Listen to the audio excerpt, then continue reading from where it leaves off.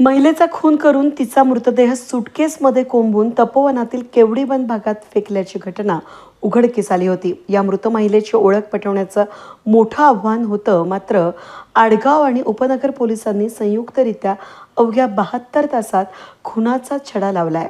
चारित्र्याच्या संशयावरून हा खून झाल्याचं स्पष्ट झालं असून पोलिसांनी संशयिताला थेट मंगळूरमधून ताब्यात घेतलं आहे. सुनीता विश्वकर्मा, वय वर्ष 30 असं मृत महिलेचं नाव असून संशयित गोपी गोसावी, वय वर्ष 35 याच्यासोबत तिचे प्रेमसंबंध होते.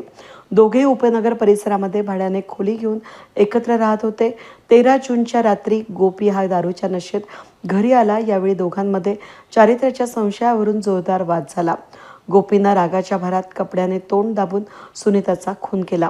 पुरावा नष्ट करण्याच्या उद्देशानं त्यानं मृतदेह सुटकेसमध्ये कोंबून फेकून दिला. हा प्रकार 16 जूनला उघडकीस आला.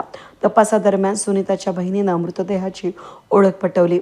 विश्वकर्मा कुटुंब हे मूळचे उत्तर प्रदेशाचे असून 20 वर्षांपासून रोजगारासाठी नाशिकमध्ये स्थायिक झाले आहेत.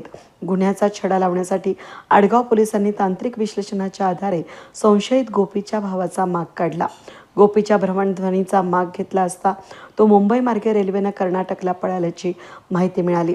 संशयित गोपी गोसावी हा प्लंबर असून पहिल्या पत्नीसोबत घटस्फोट झाल्यानंतर त्यानं मंगळूर या ठिकाणी दुसऱ्या महिलेशी विवाह केला होता. त्याची दुसरी पत्नी गर्भवती असून याच दरम्यान त्याचे घटस्फोटीत असलेल्या सुनीतासोबत प्रेमसंबंध जुळले होते. मात्र संशयाच्या भूतामुळे या प्रेमसंबंधांचा शेवट झाला. वरिष्ठ निरीक्षक संजय पिसे यांच्या मार्गदर्शनाखाली उपनगरचे उपनिरीक्षक, आडगावचे हवालदार पप्पू वाघ, संदीप पवार आणि इब्राहिम शेख यांच्या पथकानं थेट कर्नाटकचं मंगळूर गाठलं.